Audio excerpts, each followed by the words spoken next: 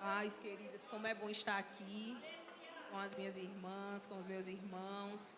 Que culto maravilhoso, né? Estava lendo ali na lembrancinha muito linda, e falando que esse é o último culto de 100 horas do ano, né? E até aqui o Senhor tem nos ajudado, tem nos trazido, tem nos dado a sua graça.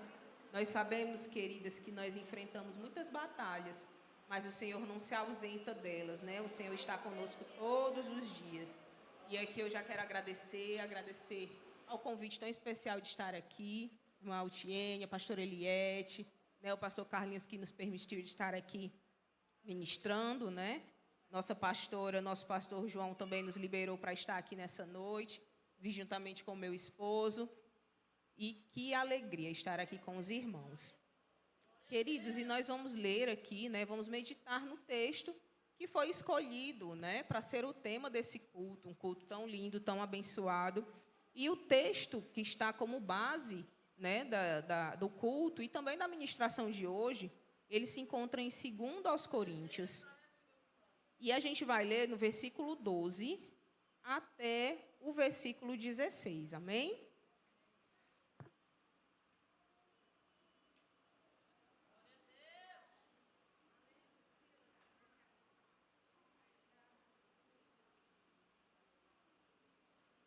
O texto nos diz assim. Eu vou ler a versão que está ali na tela. E graças a Deus que sempre nos faz triunfar em Cristo e por meio de nós manifesta em todo lugar a fragrância do seu conhecimento. Porque para Deus somos o bom perfume de Cristo, nos que se salvam e nos que se perdem.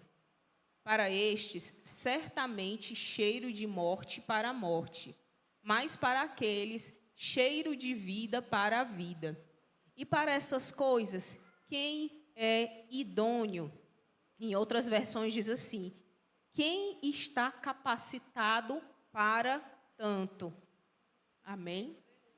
E essa carta, amados, esse texto, ele foi escrito à igreja de Corinto, né? Uma igreja que ela é fundada pelo apóstolo Paulo, ali por volta do ano 50 depois de Cristo, né? Paulo chega ali àquela cidade e ele começa a ministrar ali numa sinagoga, só que aqueles judeus que ali estavam, eles não acolheram a palavra, pelo contrário, blasfemaram, amaldiçoaram Paulo, e Paulo se retira dali e acaba começando a ministrar na casa de um homem que tem por nome Justo, né? Essa casa ficava ao lado da sinagoga e ali ele começa a ministrar a palavra. E com o passar dos dias, várias pessoas foram sendo acrescentadas ali àquela igreja, inclusive Crispo, que era o principal sacerdote, né, o principal ali da sinagoga, e ele, juntamente com a sua família, ele se converte, e não só ele, né, como muitas pessoas que estavam ali foram se convertendo, foram sendo batizadas, e aí a igreja começa a tomar forma e se desenvolver. Mas a verdade, amados, é que a igreja de Corinto, ela é uma igreja, né, que se desenvolveu, começou a crescer, uma igreja que a palavra faz menção, Paulo faz referência a ela, inclusive em 1 Coríntios, como uma igreja muito cheia de dons espirituais, né? Cheia dos dons que nós conhecemos, dons de revelação, dons de cura, operação de milagres, dom da fé. Então, ela era uma igreja atuante, uma igreja onde o Espírito Santo ele operava, onde havia manifestação de prodígios e de sinais no meio daquela igreja. Mas, em contrapartida, né, mesmo sendo uma igreja tão usada, né, cheia, como a gente diz hoje, cheia do mistério, cheia do poder de Deus, como foi louvado aqui, ela era uma igreja que passava por muitas crises espirituais, né? Paulo, muitas vezes, ele vai combater algumas coisas, algumas situações que tinha na igreja de Corinto. Haviam dissensões, haviam divisões, havia rebeldia, né? Teve alguns casos onde eles se rebelam, se levantam contra a liderança ali de Paulo. Houve um caso de incesto naquela igreja. Paulo narra esse caso como algo que nem entre os descrentes se viam, né? Então, uma igreja que estava aqui em dons espirituais, mas mesmo assim tinha tantos problemas de moralidade, de caráter, né? Não estava ali sendo fiel, não estava ali frutificando no Espírito. E, queridas, essa narração, esses relatos que estão na Bíblia são para os nossos dias. Não é só para a igreja de Corinto. Por quê? Porque tudo que foi escrito, queridos, foi escrito para nós. Foi escrito com um propósito de nos alertar, de nos instruir. Por quê? As mesmas situações que os coríntios estavam expostos, nós também estamos. Então, nós vemos que o cristão, por mais maduro que seja, por mais atuante que seja, eles têm que estar vigilante. Ele tem que vigiar, porque a Bíblia nos diz assim, sim, aquele que julga, não é nem que está de pé, aquele que julga, que acha que está em pé, que está firme, cuide-se para que não caia. Então, tudo que foi escrito na palavra, nessas cartas, foram escritas também para nós, para o nosso tempo, para os nossos dias. E diante dessas crises todas que foram enfrentadas pela igreja de Corinto, Paulo insistia com eles, orientando, exortando, consolando também quando era necessário. Afirma-se que Paulo escreveu pelo menos 4 cartas para Coríntios, né? Nós temos 2 na nossa Bíblia, no nosso cânon sagrado, mas ele escreveu pelo menos 4 cartas para essa igreja, né? Instruindo aquelas pessoas a guardar a palavra, a guardar a salvação em seu coração. E no texto que nós acabamos de ler, né, que se encontra em 2 aos Coríntios, temos o texto que nos diz assim, o versículo 14. Depois de Paulo narrar, ele narra um pouquinho da sua viagem, onde ele estava em Troade, e posteriormente ele vai para Macedônia. E depois de ele narrar um pouquinho da sua viagem, ele diz assim, sempre nos faz triunfar em Cristo, e por meio de nós manifesta em todo lugar a fragrância do seu conhecimento. E no versículo 15 ele diz assim, porque para Deus somos o bom perfume de Cristo, nos que se salvam e nos que se perdem. Nós sabemos, amados, que Paulo, ele usava muitos recursos de linguagem, né? Ele usava várias figuras de linguagem, para quê? Para que aquela mensagem se tornasse clara, né? Para que atingisse o objetivo. Por quê? Uma mensagem clara não é aquela que eu uso muitas palavras bonitas, mas é uma mensagem onde todos consigam entender o que está sendo ali dito. E Paulo, à semelhança de Jesus usava o quê? Parábolas, Jesus usava figuras de linguagem, usava elementos da época para poder explicar a sua palavra, e assim Paulo também fazia.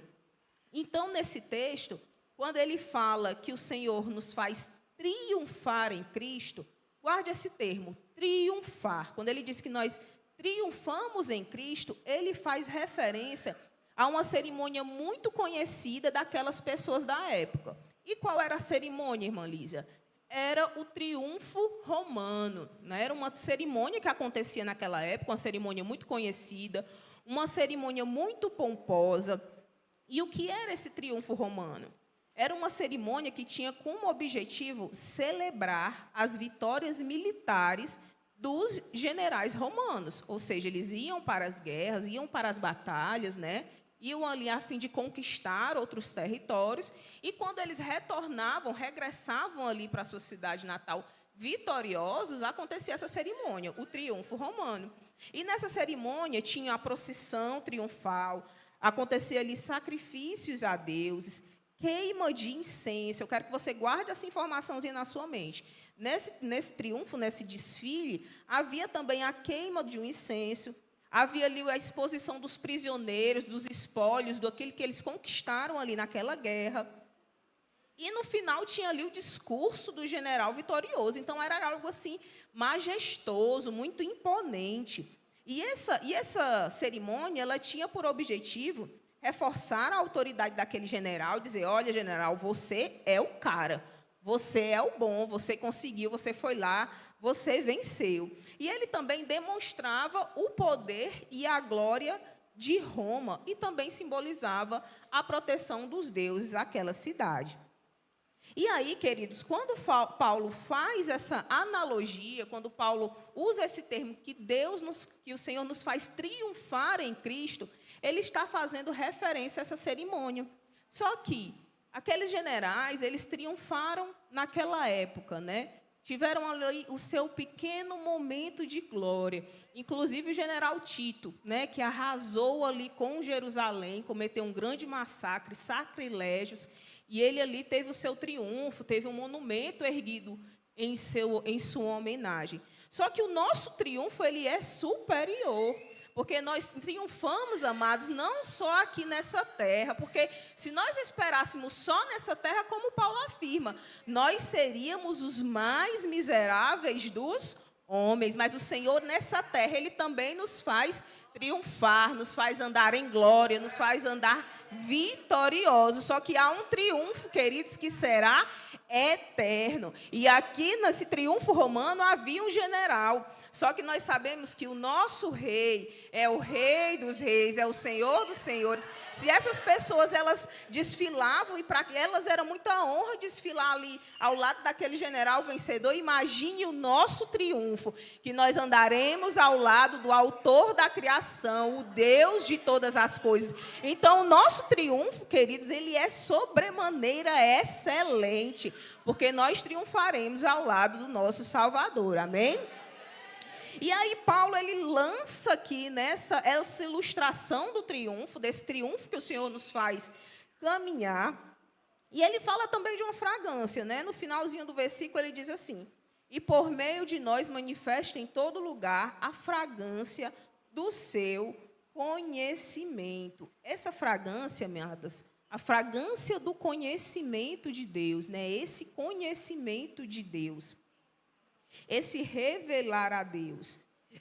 Deus deseja, na verdade, queridos, se fazer conhecido, né? Se revelar ao homem, se revelar à humanidade. Em Hebreus 1:1 vai dizer que há muito tempo Deus falou por muitas vezes e de várias maneiras aos nossos antepassados por meio dos profetas. Então, Deus, ele busca se revelar desde a queda de Adão e Eva. Desde que o pecado rompeu com a comunhão que havia entre homem e Deus, Deus deseja novamente resgatar, restaurar essa humanidade que se perdeu. E nós vemos Deus usando vários homens para fazer isso. Nós vemos Deus levantando Noé, no meio de uma geração incrédula, zombavam de Noé. Tem uma frase que eu acho muito interessante que diz assim: zombaram de Noé até o dia que choveu, né? E assim, amados, como não acreditaram em Noé naqueles dias, nós estamos vivendo nesse tempo, né?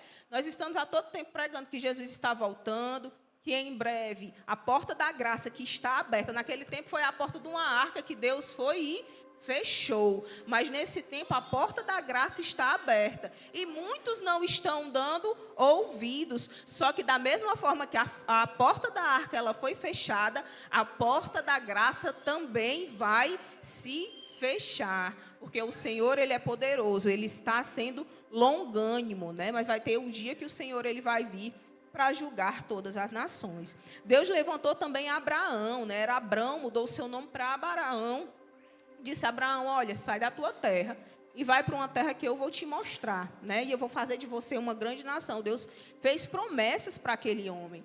Deus usou também da nação de Israel. Escolheu aquele povo para ser a sua propriedade peculiar, propriedade exclusiva.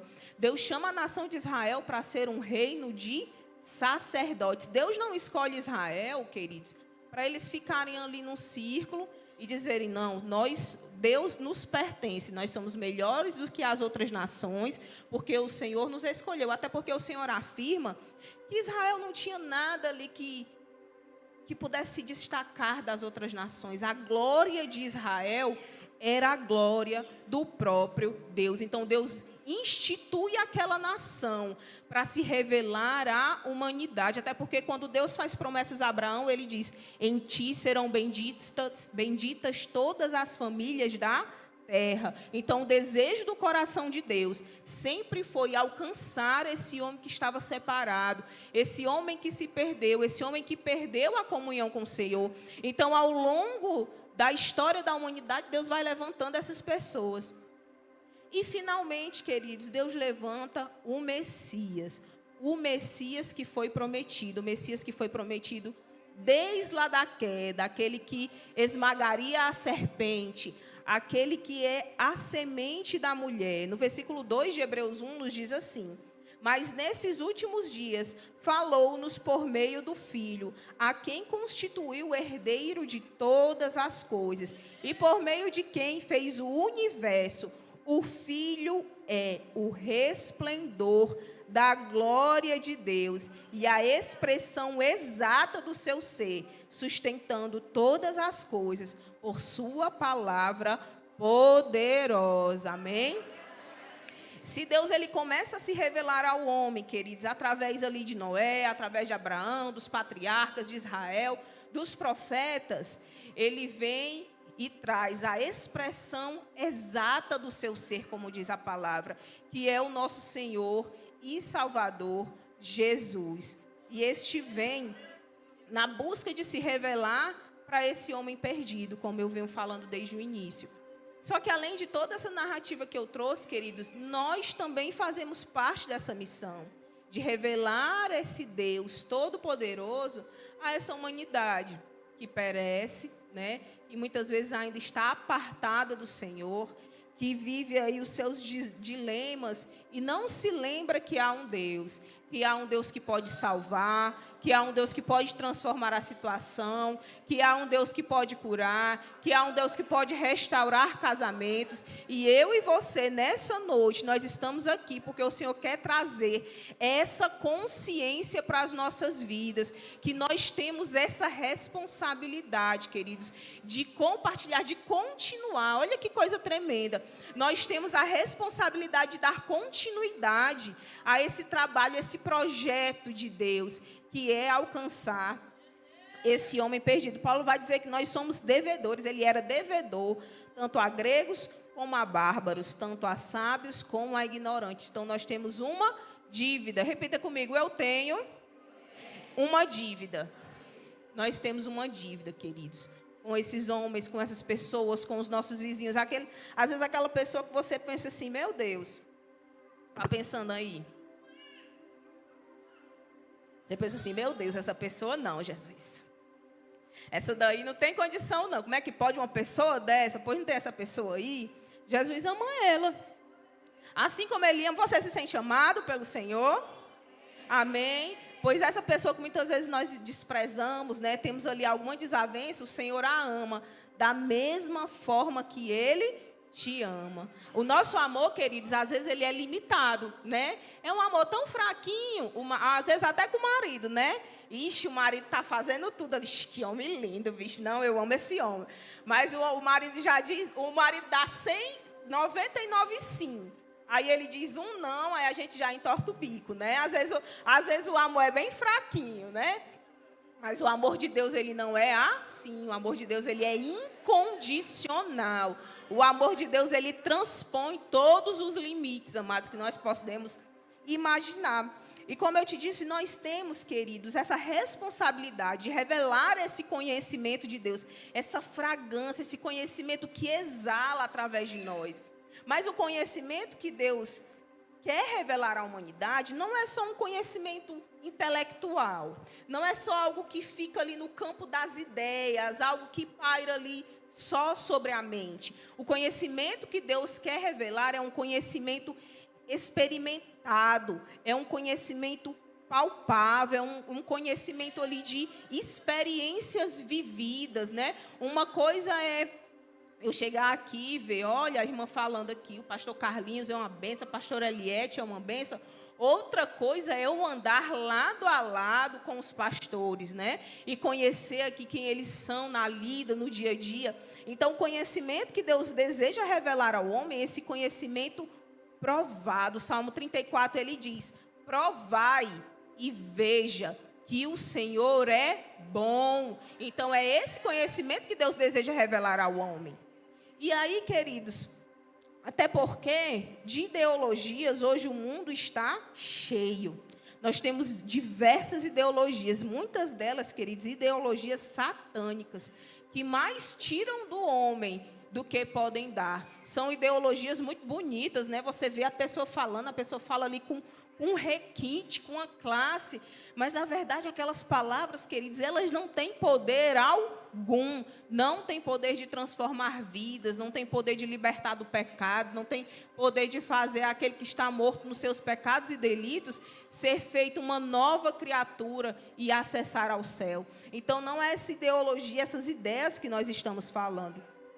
Até porque, queridos, Deus, nós sabemos que Ele é um Deus todo-poderoso. Deus tem os seus atributos. Deus é onipotente, Deus é onisciente, Deus é onipresente. Deus, Ele é todo-poderoso. Ele criou todas as coisas. Deus é eterno. Mas, queridos, de que adianta eu saber que alguém é poderoso e aquilo não impactar na minha vida? Né? Se a gente for pensar, Donald Trump ganhou as eleições dos Estados Unidos. Muito bom, legal para ele. Isso faz alguma diferença na minha vida? Se for só pensar que ele ganhou lá, não, mas se eu começar a pensar, não, mas ele é o líder de uma das nações que ainda é, né? A nação mais poderosa do mundo, e ele pode, né, intervir em algumas situações, inclusive pode mediar os conflitos ali do Oriente Médio, que Israel está, né, ali no meio a guerras, e nós sabemos que nós precisamos orar por Israel. Israel é o povo escolhido por Deus. Então a coisa já começa a mudar, né? A coisa já começa a melhorar de cenário. Eu sei que é uma pessoa poderosa e alguma coisa boa ela pode fazer, ela pode mudar alguma situação política, né? Um político, eu sei que aquele político tem poder, ok. Mas quando eu sei que aquele político ele tem o poder de melhorar os impostos e a minha feira e o meu mercantil, que eu pago, sei lá, R$800, ela baixar para 200. É uma coisa boa? É uma coisa boa. É um poder em ação. É um poder manifestado no nosso dia a dia. E se eu ainda tiver uma notícia melhor, que esse político, além de ser poderoso, além de ele poder fazer alguma coisa por mim, ele é uma pessoa boa, que ele não só pode, mas ele quer. Ele quer me abençoar, Ele quer me ajudar. Isso muda o cenário, muda totalmente o contexto, não é verdade? E, queridos, eu estou trazendo essas ilustrações para vocês, porque o conhecimento que Deus quer revelar, aquilo que Deus quer revelar ao homem, não é só o seu poder, é também as suas intenções. Deus deseja revelar à humanidade a intenção que está no coração dele para com o homem. Por quê, queridos? Deus, ele é um Deus de fazer, um Deus de entrega. Quando nós vemos ali que Sara ela era estéril, ela não podia ter filhos. A Bíblia relata que ela já tinha deixado do costume das mulheres. Então, ali, ela não poderia mais gerar filhos. Mas um dia Deus chega para Abraão e diz: olha, Abraão, daqui a um ano a tua mulher ela vai gerar um filho. E aí Sara, que estava ouvindo, ela riu. Ela desprezou no seu coração. Por quê, Elisa? Porque ela olhava para ela ali, queridos.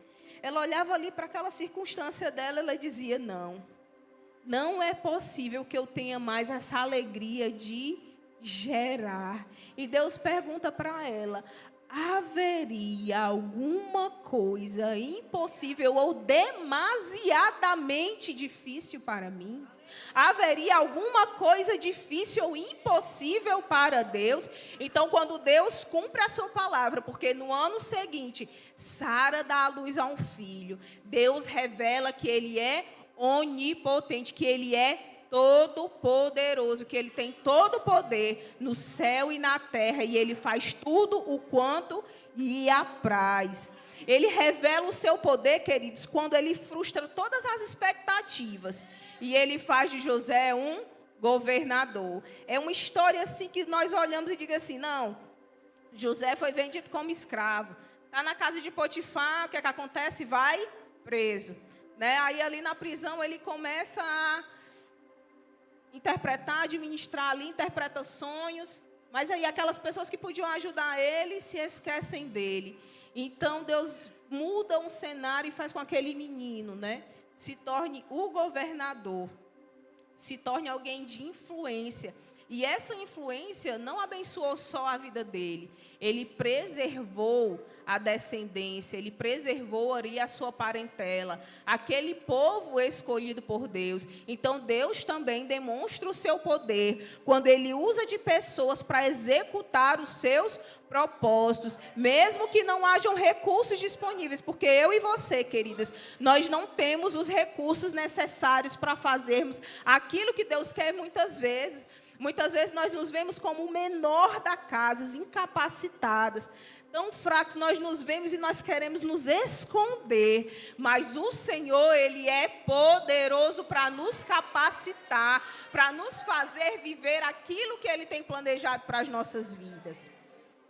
Deus, Ele é onipotente também, quando Ele arranca com o seu braço forte o seu povo lá do Egito.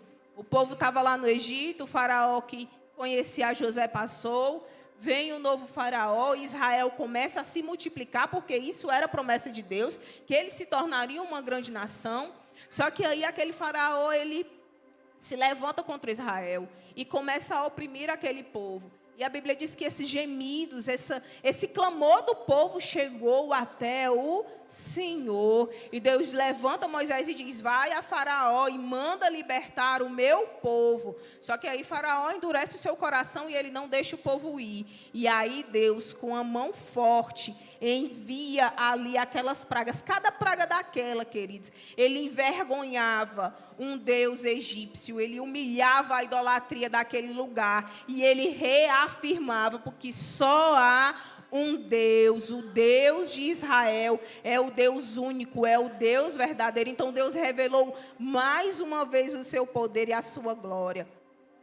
Deus, Ele é todo poderoso, queridos, quando Ele arranca esse povo de lá, quando Ele sustenta aquele povo no deserto, quando Ele faz aquele povo adentrar na terra prometida. Nós avaliando, analisando esses fatos, nós podemos ver sim, que Deus é um Deus todo poderoso. E Ele é poderoso também, quando Ele faz uma virgem dar a luz. Ele faz uma virgem dar a luz, quando Ele faz o Messias vir em forma de homem. Ele, sendo Deus, não teve por usurpação ser igual a Deus. E esse Deus tão majestoso, esse Deus tão poderoso, Ele se faz homem, se faz carne e vem habitar entre nós. E esse Deus que entregou a sua vida, Jesus entrega-lhe a sua vida em favor das nossas vidas, em perdão dos nossos pecados. E esse Deus ressuscita Jesus entre os mortos e o faz assentar à sua destra. Então esse é o nosso Deus. Deus revela o seu poder, Deus revela a sua grandeza. Mas não só isso, Deus revela também a sua onisciência, queridos. Deus sabe de todas as coisas. Eu e você, muitas vezes, nós andamos ansiosos, preocupados, porque eu só conheço até aqui da minha vida. Na verdade, queridos, o futuro e o passado, eles não existem.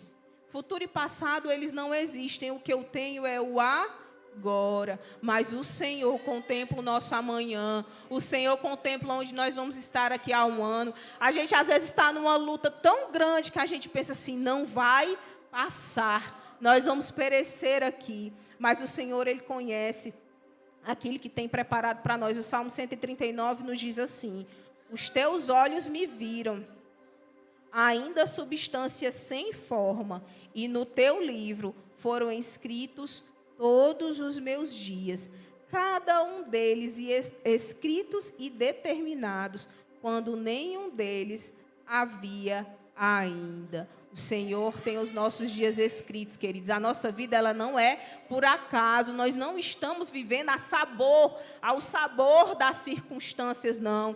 Jeremias 29:11, ele diz assim, que o Senhor tem planos de fazê-los prosperar e não de causar dano.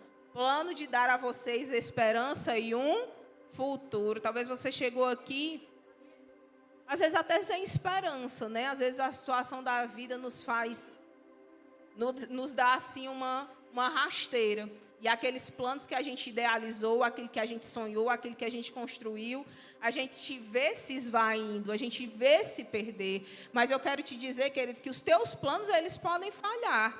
Mas que os planos de Deus, eles não falham. Talvez não esteja acontecendo da maneira que você acha que tem que acontecer. Mas a Bíblia vai nos dizer que há um tempo e um modo para todas as coisas. Às vezes você acha que está até no tempo, mas não é no modo, não é no jeito certo. Às vezes você está ali até no jeito certo, mas ainda não é o tempo. Então há um tempo e há um modo para todas as coisas acontecerem. Então nessa noite você sabe, querido, que o Deus que você serve é um Deus poderoso.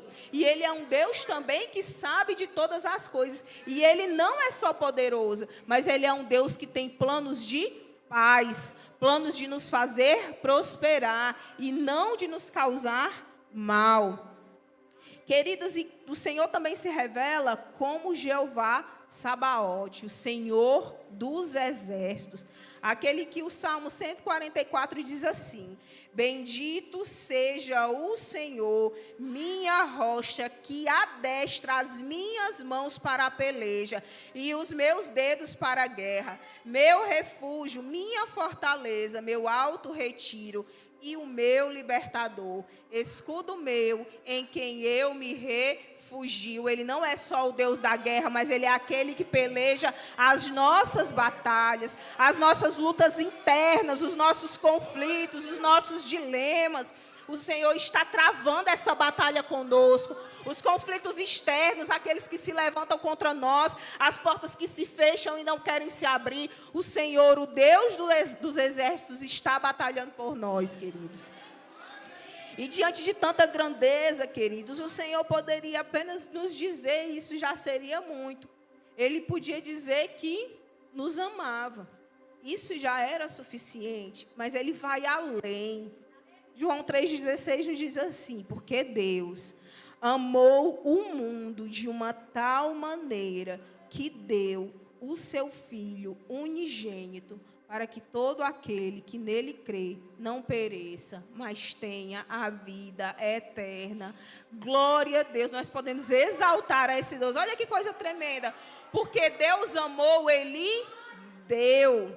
Ele deu, Ele entregou. Hoje a gente fala muito sobre as linguagens de amor, né? E se a gente for pensar, claro que Deus não cabe nas nossas caixinhas, mas a gente pode colocar que a linguagem de amor de Deus é um amor de entrega, né? Um amor de sacrifício.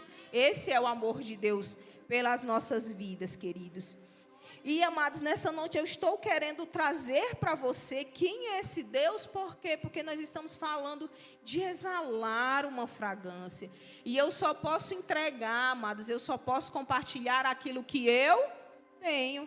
Eu só posso compartilhar o que está em mim. Até porque, amados, esse perfume, quando a gente fala de perfume, a gente lembra de quê? De essência. E essência, amados, é aquilo que verdadeiramente nós somos. E aí a gente pode pensar que essa fragrância, o bom perfume de Cristo, é algo que eu posso passar aqui e vai maquiar quem eu realmente sou, mas não é assim que funciona. Eu vou ficar aqui perto da irmã porque ela é uma mulher de Deus, aí o cheirinho que está nela vai passar para mim, e eu vou exalar o bom perfume de Cristo, mas não é assim que funciona, porque esse perfume, ele fala de essência, e como eu disse, essência é quem nós de fato somos, e nós podemos manipular, queridos, nós podemos manipular comportamentos, nós podemos manipular falas, nós podemos mudar as nossas vestes, mas uma hora ou outra a nossa essência, ela se revela. No momento que nós somos confrontados, a nossa essência, ela vem à tona. Então esse perfume não é algo que maqueia a nossa identidade, mas é algo que vem do nosso interior, exalando para fora e alcançando outras pessoas. Mas aí você pode dizer assim: Liz, eu já entendi que essa fragrância é o conhecimento de Deus, de um Deus todo-poderoso, mas como é que eu faço para adquirir essa fragrância?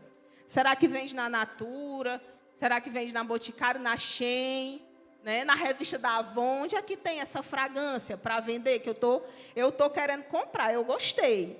Mas aí, queridos, nós temos que pensar que, se esse conhecimento de Deus é um conhecimento que ele é passado através da experiência, né, um conhecimento empírico, como é esse conhecimento empírico? É um conhecimento que é conquistado através da vivência, da experiência. Se eu entendo que esse conhecimento é conquistado assim, se eu quero adquirir essa fragrância, eu preciso ter com Deus experiências. Eu preciso ter com Deus vivência. Para conhecer a Deus, eu preciso estar ao lado dele. Eu preciso passar tempo com Deus. Eu preciso meditar na palavra desse Deus. A palavra do Senhor, ela é a lâmpada, ela é a âncora, ela é aquela que nos instrui sobre todas as coisas.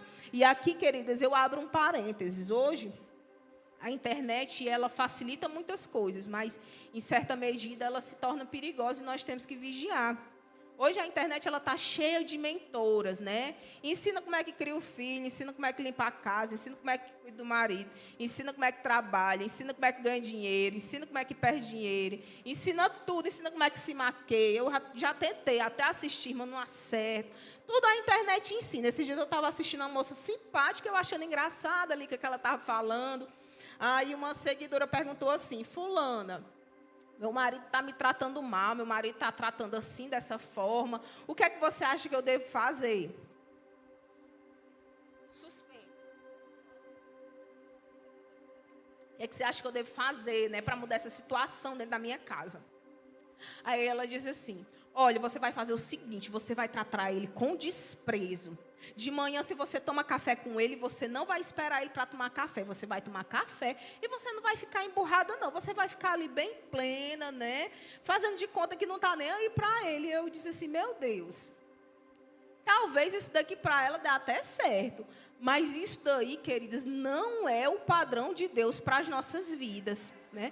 Tenham cuidado, nem tudo que está ali bonito na internet, bem explicado, bem vendido, é aquilo que Deus tem para nós, não. Nós somos um povo separado, nós somos um povo diferente. O padrão de Deus para as nossas vidas é um padrão de compaixão, é um padrão de perdão, é um padrão de renúncia, que é melhor eu dar do que eu receber. É um padrão onde eu sou uma serva. Ah, irmã Liz, eu sou serva aqui na igreja. Não, minha amada, é muito bom a minha amada ser serva aqui na igreja.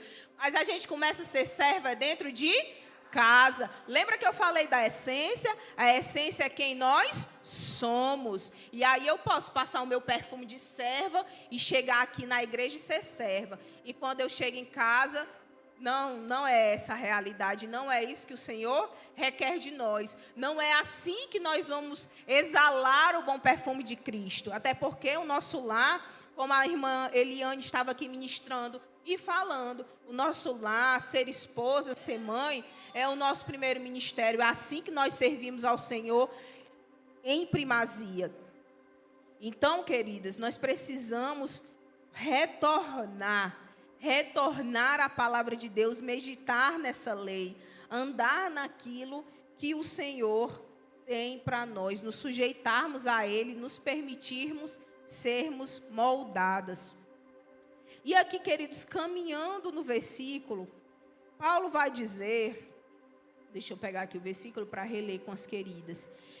Porque para Deus somos o bom perfume de Cristo, nos que se salvam e nos que se perdem. Para os que se salvam, para os que se perdem, cheiro de morte para a morte. E para aqueles que são salvos, cheiro de vida para a vida. Nós somos essa fragrância. Cheiro de morte para os que perecem e cheiro de vida para os que estão sendo salvos. E aí eu quero que você lembre o que eu pedi para você guardar lá no início do ritual lá do triunfo romano. Lembra que lá no triunfo romano eu disse que eles usavam incenso? Esse incenso, queridos, era ofertado lá para os falsos deuses de Roma. Esse incenso também era para revelar a grandeza, até porque o incenso não era uma coisa barata. Então, eles usavam aquele incenso que exalava para dizer como Roma era imperiosa, como Roma era rica. E esse incenso, vocês sabem que exala. O incenso, ele exala um aroma. E por que ele era cheiro de vida?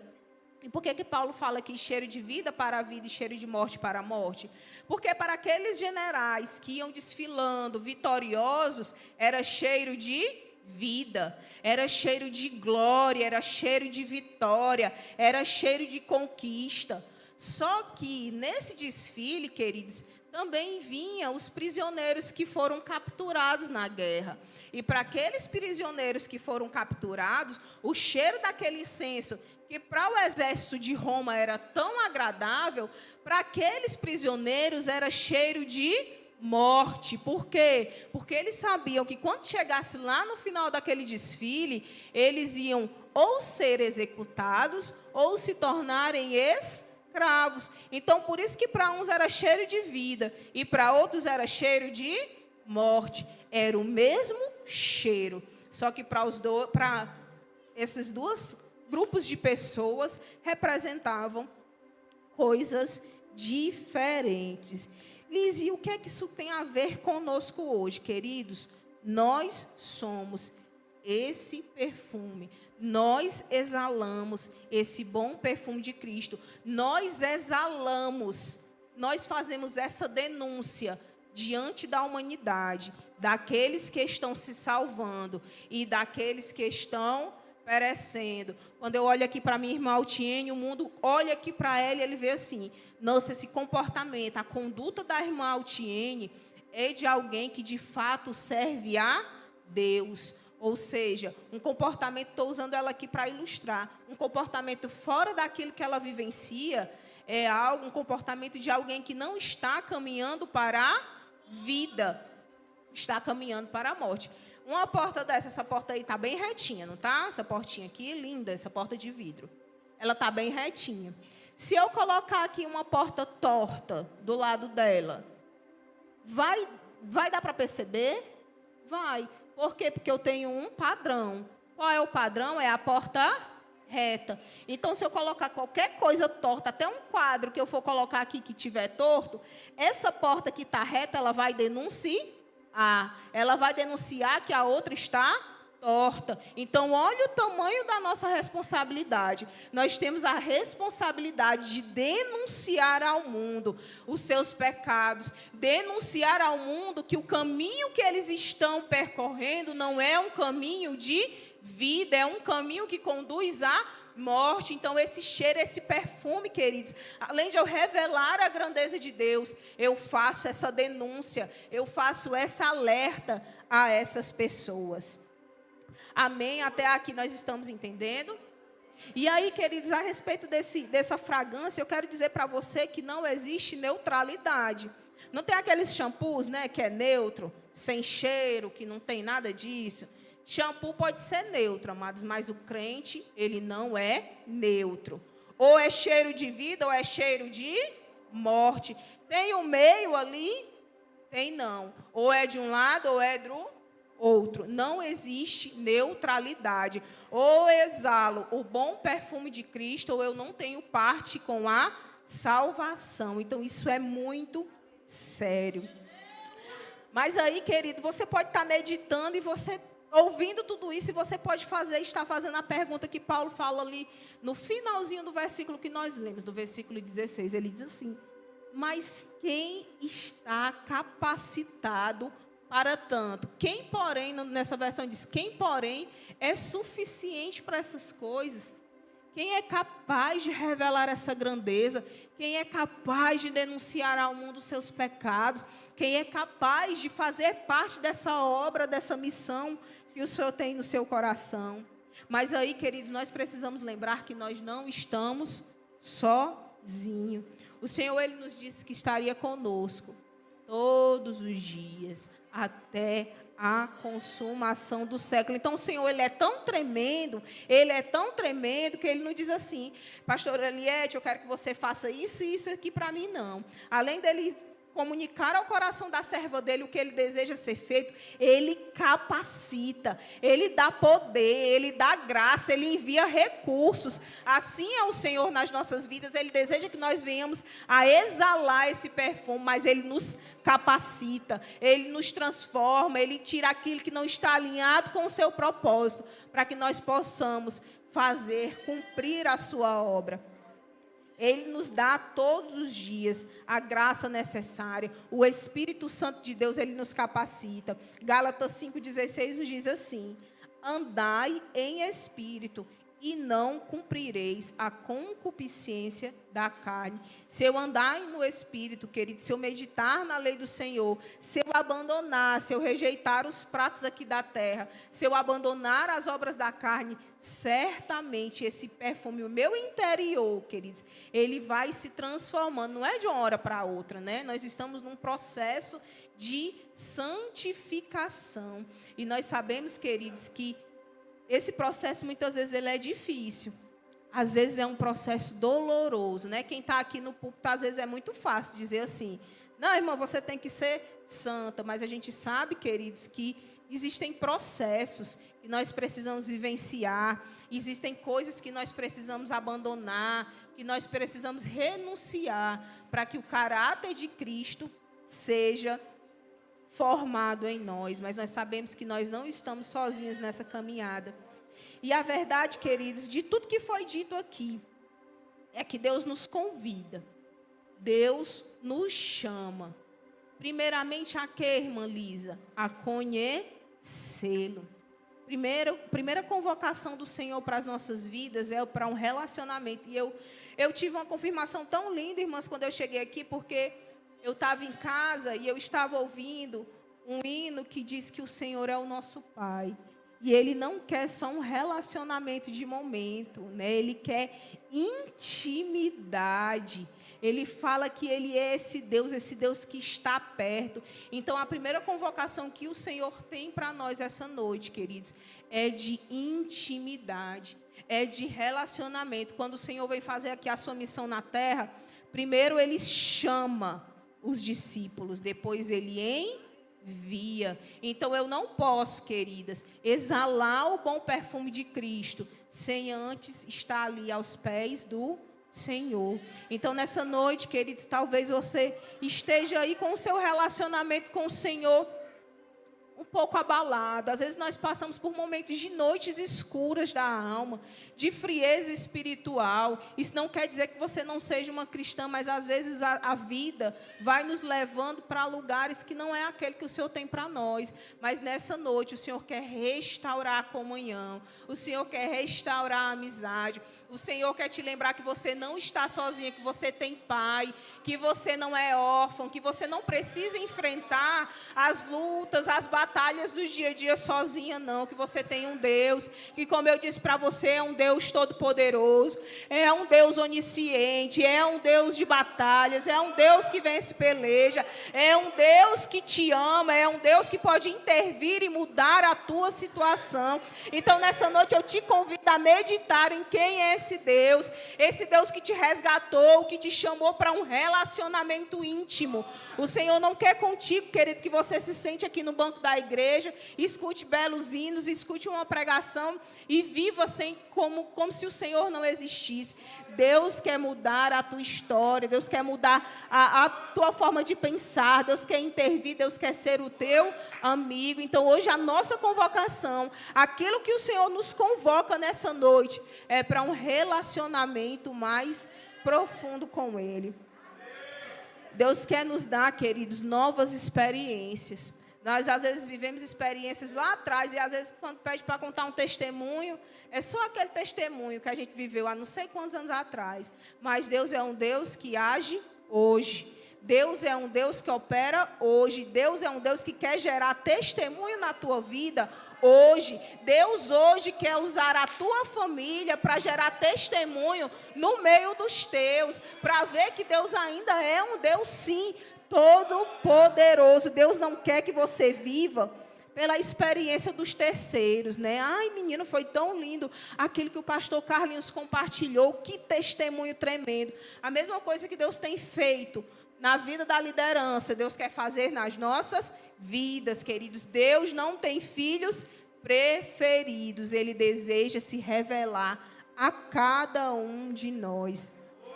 E, queridos, depois que nós passarmos para esse lugar de intimidade, esse lugar de comunhão profunda, esse local onde não só os nossos pés vão ser molhados no relacionamento com o Senhor, mas ao ponto de nós nos perdermos no rio de Deus, aí sim nós vamos estar capacitadas a exalar o bom perfume de Cristo. Existem pessoas, queridas, aí fora, precisando sentir esse cheiro, que às vezes já estão embriagados com o cheiro de morte, o cheiro da maldade, o cheiro do engano que estão nesse mundo, estão esperando por você, para trazer esse cheiro de vida, cheiro de presença, cheiro de graça, cheiro de unção, cheiro de realidade do céu, queridos. Nós estamos precisando trazer a realidade do céu para a vida das pessoas, amadas. E nessa noite, queridos, eu gostaria de orar junto com você. Talvez você fique aí no seu cantinho, mas eu quero que nessa noite você feche os seus olhos. E primeiro medite aonde você está. Quais são os caminhos que você tem percorrido nesse relacionamento com o Senhor? Será que você tem feito, como declara ali em Oséias, tem conhecido e tem prosseguido em conhecer ao Senhor? Ou você está parada ali na caminhada, por algum motivo você deixou de buscar, deixou de meditar na palavra, deixou de muitas vezes estar nas orações, você ia para as orações, buscava ao Senhor e por algum motivo isso cessou. Medite em que lugar da caminhada você está, em que lugar da caminhada você parou, em que lugar da caminhada você esmoreceu, ou antes você fazia algo e hoje muitas vezes não faz. Eu quero que você medite nessa noite. E medite também naquilo que Deus deseja lhe usar. Para cada um de nós, queridos, Deus tem um plano, Deus tem um projeto, Deus tem um ministério, Deus tem algo pelo qual Ele quer operar nas nossas vidas. E nessa noite, querido, eu quero que você ore ao Senhor com sinceridade, derrame o seu coração na presença de Deus, para que o Senhor venha nos restaurar. Pai, nessa noite, Senhor, nós queremos apresentar, Senhor, os nossos corações a Ti, Deus. Nessa noite, Senhor, Tu tem conhecido o coração das Tuas filhas, das Tuas servas, Senhor, que muitas vezes tem dito que tem saudade, Senhor, saudade da Tua presença, saudade, Senhor, de ouvir a Tua voz, saudade, Senhor, da comunhão contigo. Saudade, Senhor, de quando se levantavam e oravam e buscavam e o Senhor atendiam. Tem saudade, Senhor, de quando o Senhor operava milagres. Saudade, Senhor, de quando faziam propósitos de jejum e o Senhor se fazia presente. O Senhor mudava situações, Pai. E nessa noite, Senhor, nós queremos orar pelas Tuas filhas. E nós pedimos, Senhor, vem nos trazer a esse lugar, Senhor, de comunhão contigo, Pai. Vem restaurar, Senhor, a nossa comunhão. Vem restaurar, Senhor, a nossa intimidade contigo. Nessa noite, Senhor, nós oramos, Pai, para que tudo aquilo, todo o obstáculo, Pai, todo o empecilho que tem se colocado entre nós e o Senhor, que nessa noite, Pai, seja desfeito, seja posto por terra, Pai. Nós oramos, Senhor, para que todo bloqueio na mente, todos os dominadores sejam repreendidos agora em nome de Jesus. Que aquele coração que muitas vezes está endurecidos, Pai, sejam lavados pela Tua presença, pela água do Teu Espírito, sejam tocados, Senhor, sejam transformados, sejam cheios os vasos que talvez estejam rachados nessa noite, Pai, que sejam restaurados, Pai, pelo poder da Tua glória. E nós, Senhor, agora nesse lugar de comunhão, de intimidade, nós possamos, Senhor, exalar o Teu bom perfume, Pai, para aquelas pessoas, Senhor, que precisam Te conhecer, para aquelas pessoas, Senhor, que precisam ser alcançadas por Ti, Deus. E nessa noite, Senhor, nós oramos e Te pedimos e cremos, Senhor, que Tu és um Deus que restaura.